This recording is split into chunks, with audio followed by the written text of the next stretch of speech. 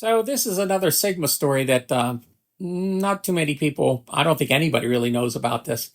But at the time that I was at Sigma, we had gutted the whole A room. They were getting ready to do the construction for for that whole second floor. So that was all gutted out, and the ceiling was raised and all that. And then I wasn't working there anymore. I stopped working at Sigma and started doing my own thing.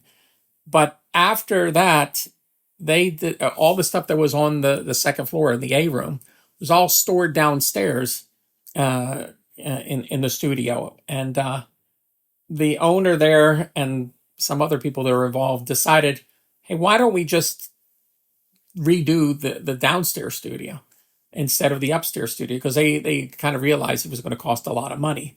And they made the upstairs studio into this live venue place. So it wasn't a studio at all. So the downstairs that had all the equipment from upstairs, they decided to put those in storage lockers. And they were like the Quested 412s and their 2-inch 24 tracks and their guitar amplifier.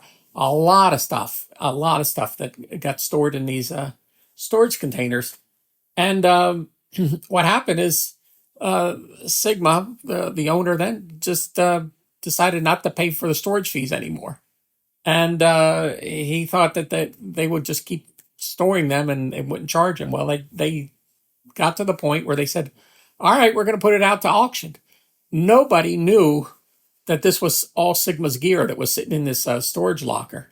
So when the time came to auction it off, I heard somebody paid something like $100 or $50 or something like that and bought the whole storage container.